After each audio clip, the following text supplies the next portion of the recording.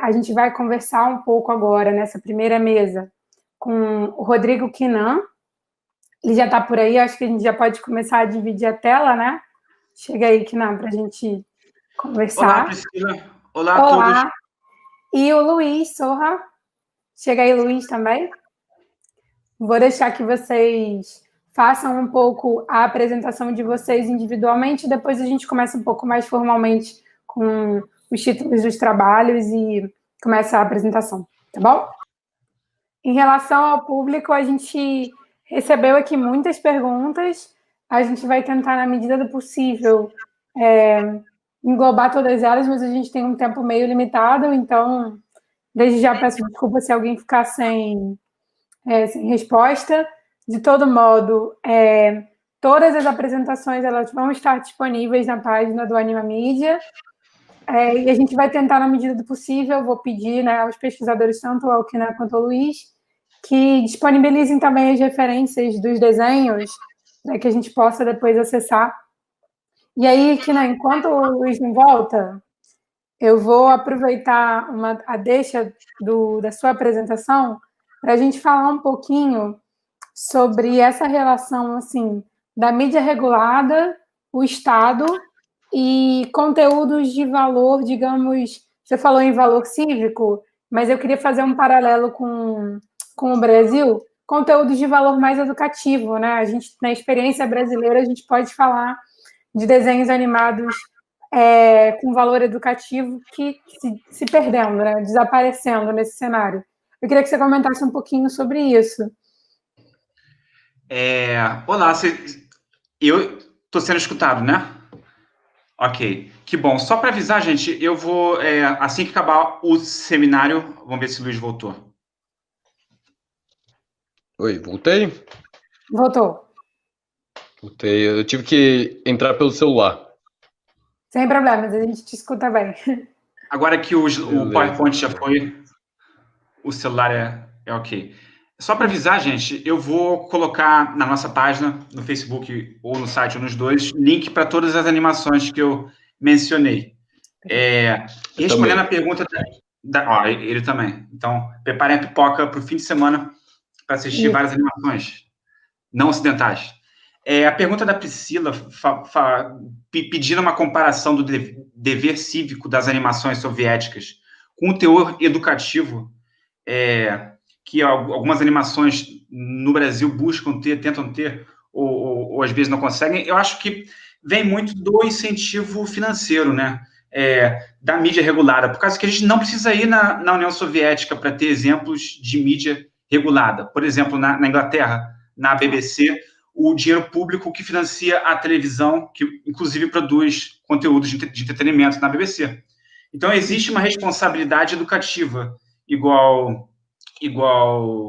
você falou de algumas animações aqui, né? Que não é uma responsabilidade cívica, igual a da União Soviética, de moldar uma identidade nacional, mas é uma ideia de tentar criar um produto que tenha desempenhe um papel no desenvolvimento de quem está assistindo, seja lá criança ou adolescente ou até, né, adultos. Então, eu acho que aqui no Brasil a gente tem muito se perguntar do incentivo, né, de quando que vem o incentivo de algum edital do governo, do Estado, e de como que funciona, esses editais, o impacto deles na ideologia dessas animações, né? Como elas vão se portar como público, né? Como algo público. Claro, aproveitando o gancho dessa discussão, a Maré perguntou para a gente, Maré Soares perguntou para a gente se essas animações que você apresentou, elas tinham como público-alvo crianças ou adultos, né? Olá, Mari. A União Soviética começa uma tradição de animações para adultos, eu acho que bem antes dos Estados Unidos, né? Pelo menos no mainstream deles. Então, muitas dessas animações eram feitas para adultos. Falando de partido, né? Olha, se filiaram a um partido, igual a primeira do Esquimó, The Salmon Boy, que eu mencionei, e as duas mais aclamadas do Sois Multifilm, né, o Red in the Fog, por exemplo, com traços mais adultos, mais melancólicos, referenciando guerra, referenciando traumas de mortes, de perdas humanas. Então, eu acredito que na União Soviética, claro, existia também, né? Era um cenário grande, um país continental. Existiam também animações para crianças, mas existia... essas que eu mencionei em especial pertencem a uma tradição de animação adulta muito acentuada. Existia... Eu falei brevemente, desculpa, só para fechar. Existia um bloco, Good Night Little Ones, que era Boa Noite Pequeninos, que passava antes do jornal nacional deles, do telejornal diário, né? Ele era mais infantil, ele tinha uma ideia, assim, então, talvez seja um contraponto de uma animação mais infantil, né? Com Muppets, enfim, para colocar... Isso, fantoches, para colocar as crianças para dormir antes das notícias. Enfim, tem esse contraponto também. Não, bacana, porque acho que esse ponto, e aí já que interessou o The End está comentando sobre a TV Brasil, os desenhos educativos. Sim, a gente tem essa noção, né, desses desenhos ainda no Brasil, mas a gente está falando de uma coisa mais mainstream mesmo, né, de uma coisa mais como uma missão de vários canais que a gente vê, de fato, um grande desaparecimento. E aí, para não ficar muito nisso e chamar também o Luiz um pouco para a conversa, obviamente vocês citaram a Disney em alguns momentos, né? E aí, vocês sabem que vai direto na minha linha de interesse, na minha linha de pesquisa. E a primeira coisa que eu queria falar, assim, muito nessa direção, que eu imagino que, não só com os exemplos que o Kinan mostrou, mas também com a própria influência da Disney no Japão, do Japão na Disney, né? A gente pode fazer esses comentários assim. Queria chamar a atenção para 2 pontos. O primeiro deles são as adaptações dos finais, né? Então, os contos entrando no audiovisual, contos orais, enfim, ou da literatura entrando no audiovisual com adaptação de final, o que é um movimento mundial, né? Você citou bem a União Soviética, mas a Disney também faz isso, e a gente também tem alguns contos de outras nacionalidades, de outros lugares do mundo, que acabam atravessando, né? Acabam fazendo esse fluxo. Acho que o Luiz falou muito bem sobre a ideia dos fluxos. É difícil você clamar sobre um lugar que esse conto, né? Da onde é essa produção?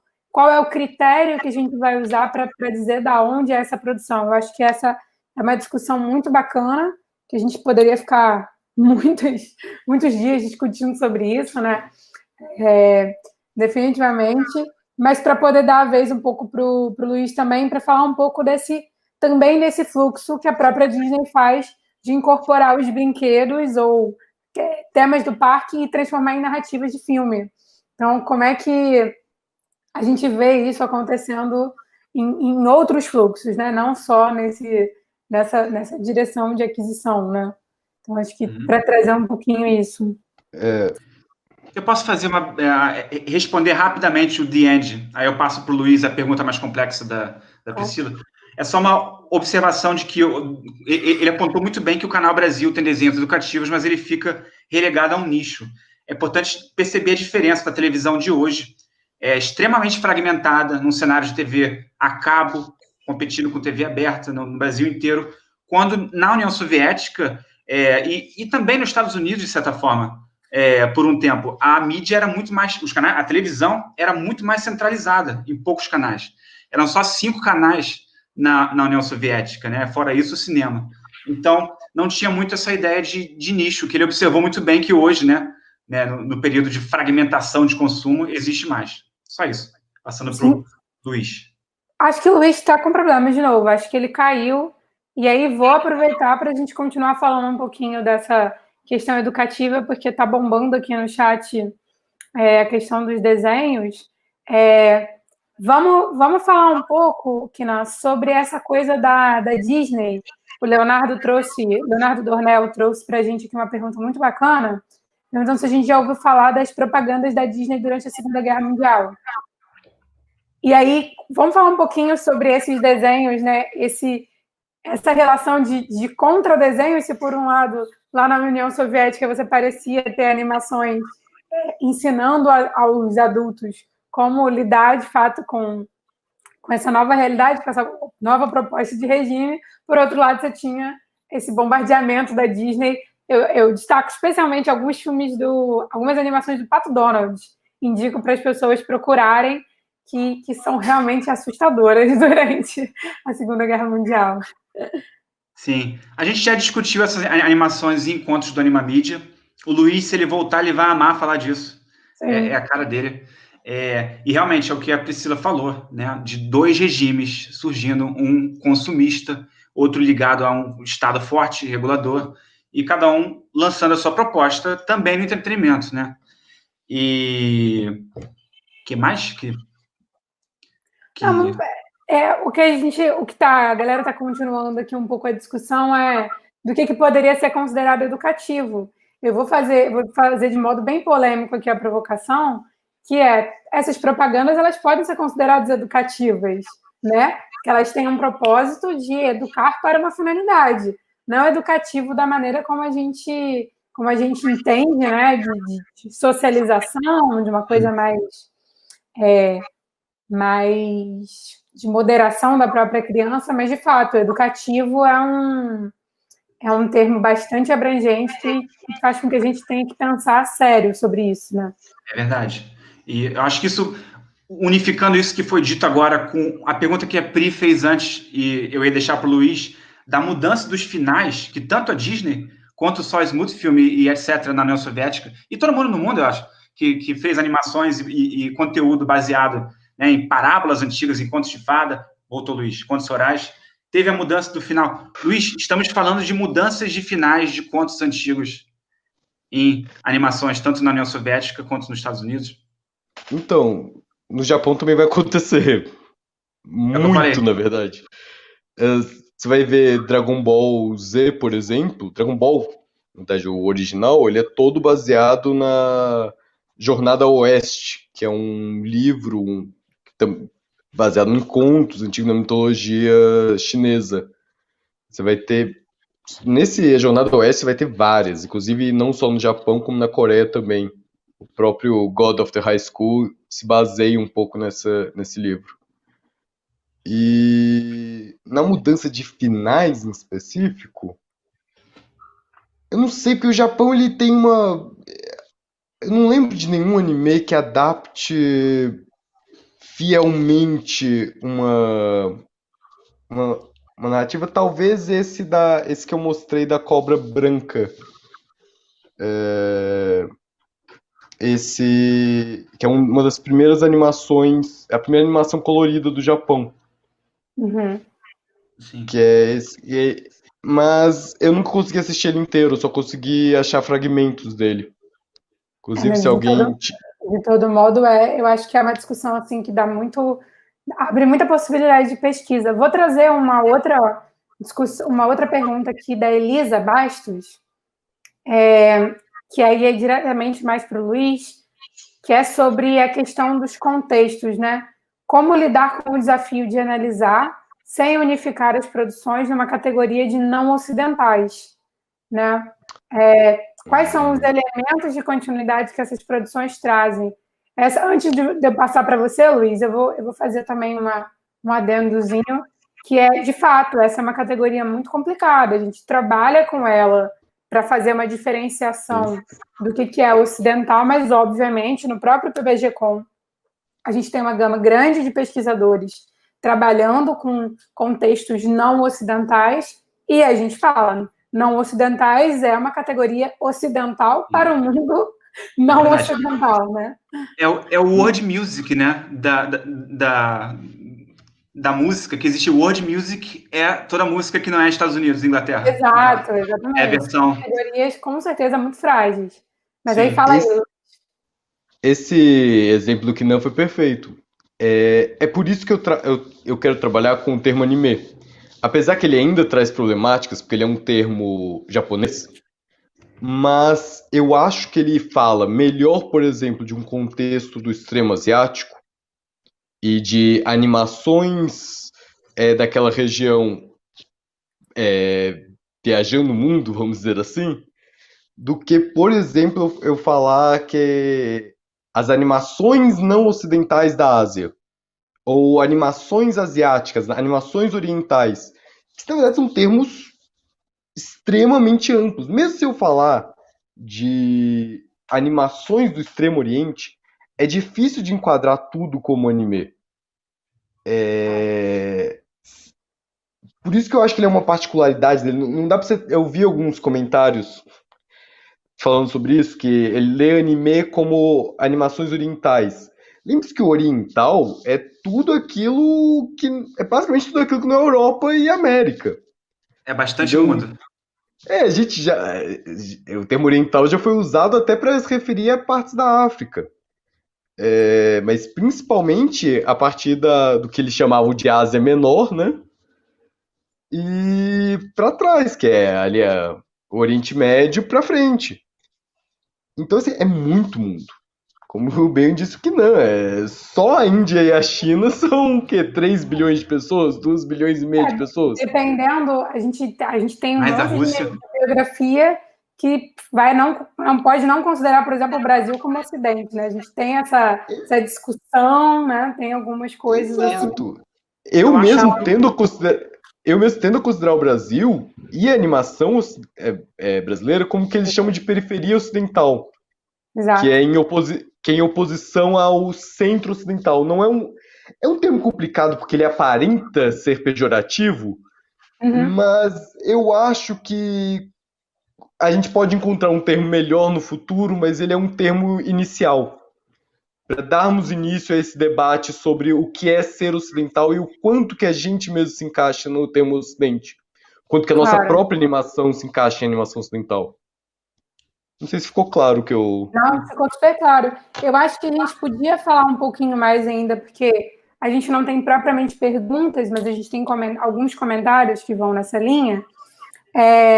Aí, mais específico, Luiz, da sua proposta, né, o que é, então, o anime, né? Como é que a gente vai trabalhar isso em vez de pensar especificamente de onde ele vem, se ele é japonês, se ele não é japonês, se ele é chinês, não importa de onde ele venha, o que é, né? Quais são essas características?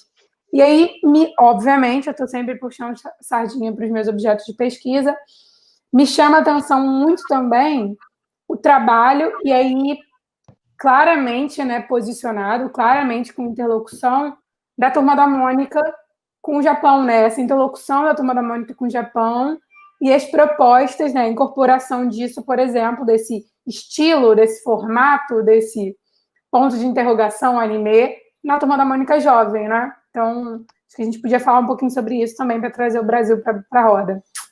É muito legal essa sua proposta. É o que eu falei. Eu trouxe aqui esse Shoujo Bomb para mostrar que ele é um mangá estilo shoujo feito no Brasil. Você vai ter do Diego Sanches o Ana Saito, baseado nos jogos de luta, principalmente jogos de luta japoneses. Você vai ter muita coisa no Brasil sendo produzida com base no estilo narrativo e no que eu chamo no meu trabalho de hipergênero anime mangá. E hipergênero é um termo complicado. Antes de você continuar, deixa eu só falar. A Mari botou uma pergunta assim: se você entende a ideia de anime como um reforço ao Nihonijohon. Gente, me desculpa porque eu não sou familiarizada com esses termos. E aí já inclui aí na sua pergunta. Já inclui aí na sua resposta. Eu vou ser sincero, eu li muito Nihonjiron, principalmente aqui no... Eu trouxe todos os livros porque ontem eu vi a Jack fazendo isso, eu gostei, que é um jeito melhor das pessoas verem as capas dos livros. Aqui no Próximo Distante do Renato Ortiz, ele trabalha bastante com a ideia do Nihonjiron, que é uma ideia do que eu estava trabalhando do pansianismo com centro no Japão, né? O Japão, ele cria a ideia do que é ser japonês, e ele tenta espalhar essa ideia para o resto da Ásia, no imperialismo. Vai muito ao encontro, na verdade, do imperialismo japonês. Então, o que é ser japonês é um pouco difícil de explicar, porque é muita coisa. São várias atitudes, aí entra toda uma coisa, os fãs de anime vão reconhecer a Yamato Nadeshiko, que é a mulher ideal japonesa. E o Japão diz assim, dizia, né?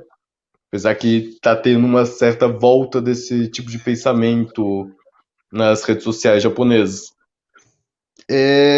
Que é um modelo ideal para a Ásia seguir, um modelo anti-imperialista. Então, é justamente esse modelo que vai ser criticado após a Segunda Guerra.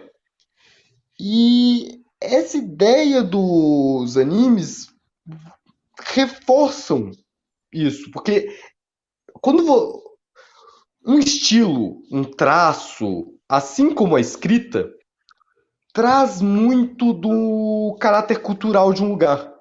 Claro. Então, se você tem o Japão moldando como que vão ser as animações, os quadrinhos, não exatamente tintim por tintim, mas dando uns parâmetros gerais, você vê uma niponização do extremo asiático, que vai sofrer apropriações locais, muitas, principalmente quando a gente vai para a China.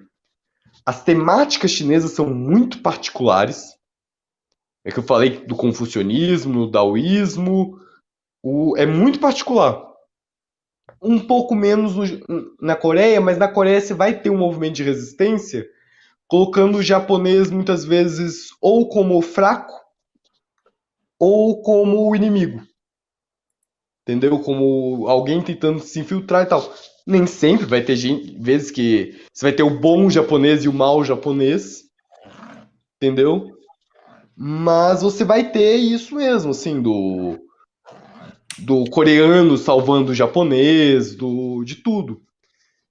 E eles têm termos próprios, eles não usam o termo mangá para se referir, eles têm um termo manhwa. Dani me mata se eu falar isso errado. Porque ela me ensinou, ela já me falou como é que fala isso umas 3 vezes. O Dani Mazura é uma pesquisadora sobre Coreia que eu recomendo todos lerem. Ela me ajudou muito com esse estudo ela tá me ajudando muito com esse estudo de Coreia. Procurem. Eu acho que a gente pode falar muito sobre... Enfim, tem mais perguntas aqui da galera. E a gente, infelizmente, está chegando no final dessa mesa, né? Que a gente precisa... Vou deixar vocês falarem para encerrar, Luiz. Mas só para falar assim, gente, o Animamídia está aberto, né? Ele é um grupo aberto para participantes. A gente tenta, na medida do possível, né, compartilhar as discussões e os materiais na nossa página do Facebook e no nosso site. Então, a gente não precisa encerrar nenhuma discussão agora. Tem uma pergunta do Vitor que eu achei linda, mas eu não vou trazer para vocês, que é falar de crossover da Turma da Mônica com outras obras. A gente não tem tempo de falar de crossover, porque eu acho que se a gente entrar nisso, a gente fica até meia-noite. Então, Luiz, vou deixar você concluir seu raciocínio. Você passa a palavra para o Kinan para a gente poder encerrar essa discussão, tá bom, queridos? Obrigada pela participação de vocês. Obrigado, Pri. Eu só queria falar, assim, que muita coisa que eu passei hoje, e eu acredito que o Kinan também, a gente passou por alto, entendeu? Nesse tempo que a gente teve, por mais que a gente tenha falado, é muito difícil de passar tudo. Eu sei que ficou muito confuso ainda por que eu tô falando de um anime se espalhar, o que eu tô chamando de hipergênero anime. Eu trabalho isso melhor no meu trabalho de conclusão de curso. Na minha monografia isso está bem explícito e tô tentando transformar essas coisas em artigos. Então, eu pego toda a história do mangá desde do início da escrita do Japão até o final do século XX, assim. Então, e pegando umas coisas de hoje, é claro, porque para analisar a evolução. Então, assim, o que eu tô falando não é só isso que eu passei. Tem mais coisa e quando ele for publicado, eu convido todos a lerem o texto final. Vai lá, Kinan. Obrigado, Luiz e Pri. Foi um prazer estar aqui. A próxima mesa vai ser muito boa. Eu queria fechar falando, não só refutando isso que o Luiz disse, mas também respondendo uma pergunta que teve há pouco do termo não ocidental. Eu acho que assim, o nosso world music, né? Igual eu falei. Acho que o termo não ocidental ele pode servir como uma boa introdução, que é mais ou menos o que a gente fez aqui. E mais ou menos o que a Ariane faz em disciplinas da graduação de estudos mídia, da pós, né, que a gente busca olhar em uma disciplina várias televisões de vários centros, né, do mundo, fora do Ocidente, mas que, eventualmente, o passo seguinte, após essa introdução, é recortar, é aprofundar, e, felizmente, a gente tem feito isso também. A gente tem a Daniela Mazu, que o Luiz falou, pesquisando especificamente Coreia do Sul. A gente teve a Melina Santos estudando heavy metal na Angola. A gente tem o LAMID, o projeto do Afonso Albuquerque, meu orientador, falando de democracia na América Latina. Então, felizmente, a gente tem capacidade no PPG-Com e em mídia de fazer esse recorte inicial, introdutório, né, do não ocidental, e, eventualmente, aprofundar também. Então, é isso. Muito bom, Kenan. Muito obrigada pela colaboração, esse jabá do nosso programa e do nosso curso, né, querido de todos nós. Sempre, e aí eu vou concluir com sempre trazendo o Brasil para discussão, então, sempre que possível, incorporando os objetos nacionais também. É um esforço, a gente esforça o nariz, né?